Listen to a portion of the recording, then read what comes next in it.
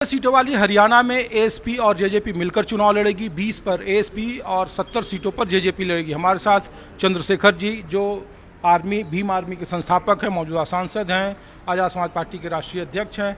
Sir, Haryana में 70 और 20 का फार्मूला किस तरीके से देखते हैं मौजूदा विधानसभा चुनाव को, जब 2019 को लेकर कई तरह के आंकड़े दिया जा रहे हैं, जेजेपी को लेकर कई तरह के सवाल उठाए जा रहे हैं?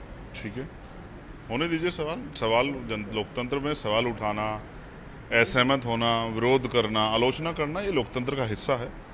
मेरा ये मानना है कि मैं भूतकाल पे नहीं, वर्तमान पे बात करना चाहता हूँ। जब हम भूतकाल पे बात करते हैं कि इस देश में वंचित जातियों को क्या मिला है, तो बड़ा लोग सवाल करते हैं कि भाई भूतकाल को छोड़ो, वर्तमान पे बात करो। वर्तमान भविष्य को ध्यान में रखते हुए किस तरह से हम अपने लोगों को बुनियादी सुविधा दिला पाएँ, रोटी पहुँचे लोगों के घरों तक, लोगों के पेट भूखे ना रहें, अच्छे कपड़े पहुँचे, सर पे अच्छी छत हो, अच्छी शिक्षा जो है गरीबों के बच्चों को मिले, अच्छे जो है अस्पताल बने, तो स्वास्थ्य सेवाएं अच्छी हों, महिलाओं को जो है कानून व्यवस्था अच्छी हो, महिलाओं को सशक्तिकरण हो, उनको रोजगार मिले।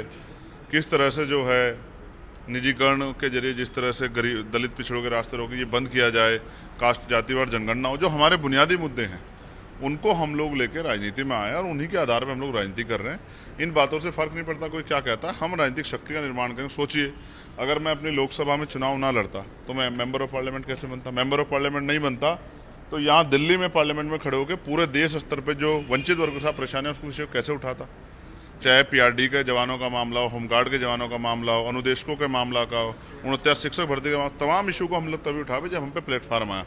हरियाणा में हमारे लोगों पे अभी प्लेटफॉर्म नहीं। हम कोशिश करेंगे और हमारा समाज जो वंचित वर्ग है वो हमसे उम्मीद करता है कि ऐसा अच्छा नेतृत्व जो है हम लोगों को मिले एमएलए के रूप में, जो असेंबली में जाके हमारी मांग को जोर शोर से उठाए। तो हम कोशिश करेंगे आज़ाद समाज पार्टी जेजेपी का अलायंस अच्छे लोगों को जिताकर भेजे और उनके जरिए जो है भविष्य में नई पॉलिसियाँ बन के उनके हितों की रक्षा हो। जैसे हमने निजी क्षेत्रों में आरक्षण की मांग की है, तो हम अपनी वैचारिक आंदोलन को विचारधारा के आधार पर चला रहे हैं।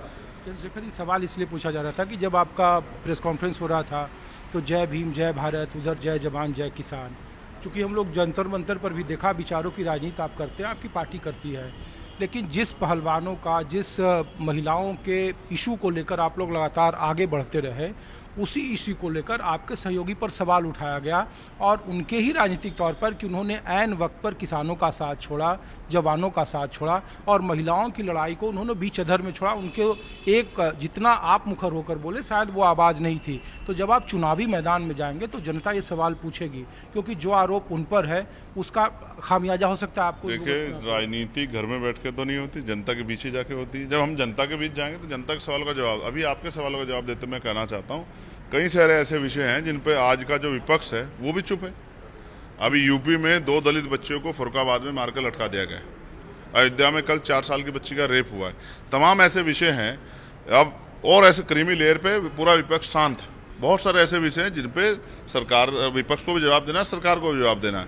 मैं फिर आपसे कह रहा हूँ, किसी ने कल क्या किया मैं इसके लिए जिम्मेदार नहीं हूँ, और उन्होंने विरोध किया, समर्थन किया, ये उनका फैसला था। आज वो मेरे साथ हैं तो हम डट के जो है, मैं पहले से किसानों के पक्ष में खड़ा रहा, पहलवान बेटियों के सम्मान के लिए खड़ा रहा और तमाम तरह से जो है हर आंदोलन में, किसी भी का भी आंदोलन वंचित वर्ग का सबके साथ खड़ा रहा। आज भी मैं वहाँ खड़ा और मैं लिख के देता हूँ, किसी भी कीमत पे हम भारतीय जनता पार्टी के साथ नहीं जाएंगे। ये मैं इलेक्शन के रिजल्ट की बात भी आपसे कह रहा हूँ। हम स्पष्ट हैं, वैचारिक लोग हैं, भाजपा से हमारी मैत्री नहीं है, भाजपा के विरोध में हम लोग लड़ रहे हैं। आज सत्ता में वो लोग हैं, कांग्रेस होती तो कांग्रेस की सत्ता में अच्छा काम था उनके खिलाफ लड़ते। हमारी लड़ाई उन दलों से नहीं है जो सत्ता में नहीं है, हमारी लड़ाई उनसे जो सत्ता में है। उनको हटा के अपने लोगों को स्थापित करना, यही राजनीतिक लक्ष्य हमारा है। हमारे लोग आए, उनकी हमारी विचारधारा है, हमारी पॉलिसियाँ, उनके जरिए लोगों का भला हो, इसलिए हम लोग काम कर रहे हैं।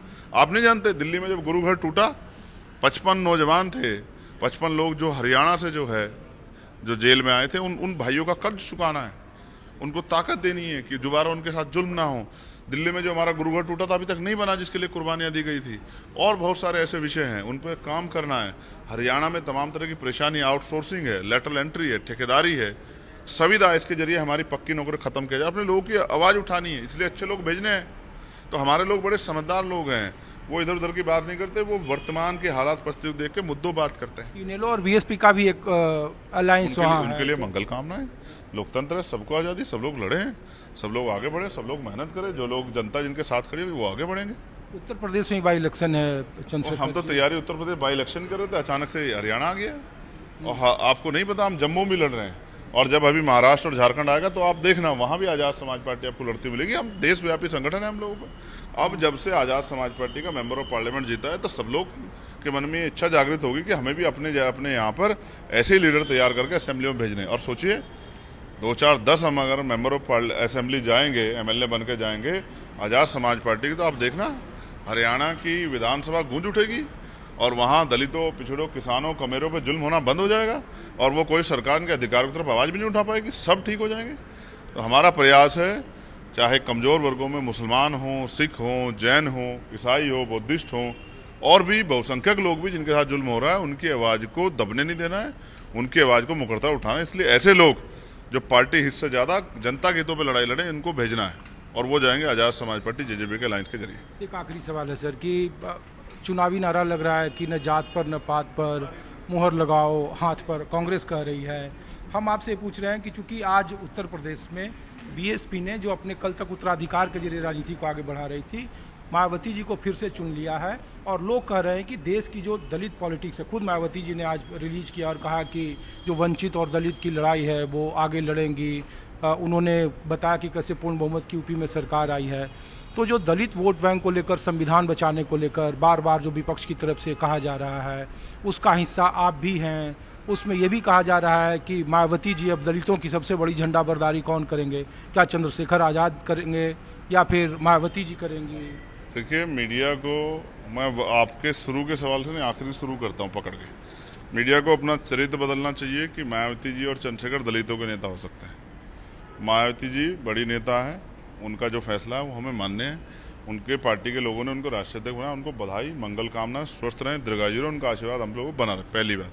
दूसरी बात, हम सिर्फ दलितों के लिए काम नहीं करते, लेकिन आपको फिर भी हमारे माथे पे लेवल चिपकाना दलितों का, इसके लिए मीडिया का भी बहुत बहुत धन्यवाद। लेकिन हम इसको भी भविष्य में उतारने का काम करेंगे, आईना आप लोगों को दिखाने का काम करेंगे। ना हम सफ़र से निकलेगा, ना हम नसी से निकलेगा, हमारे पाँव का कांटा हम ही से निकलेगा।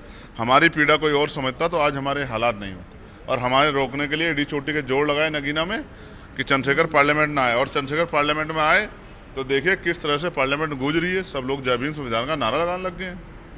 आप समझते हैं 10 चंद्रशेखर पार्लियामेंट आ गए तो जुल्म करने वालों की टांगे कांप जाएगी। आप मेरी बात को याद रखना। अभी हरियाणा जा रहे हैं, हरियाणा के लोगों से मदद समर्थन मांगेंगे और मेरा विश्वास है हरियाणा के लोग जब हम मदद करेंगे तो उनको एहसास होगा उन्होंने हमारी नहीं अपनी मदद की। शुक्रिया। तो चंद्रशेखर हैं, भीम आर्मी के संस्थापक हैं और कह रहे हैं कि मायावती जी को शुक्रिया और हरियाणा में हमारी शुरुआत है। आने वाले वक्त में जो हम पर ये चस्पा है कि दलितों की झंडा बरदारी करते हैं, तो हम सर्वजन की बात कर अपने इस राजनीतिक आरोप को समय के साथ भोगने की कोशिश करेंगे। कैमरामैन जहांगीर के साथ ऋषिकेश कुमार, News 24 दिल्ली।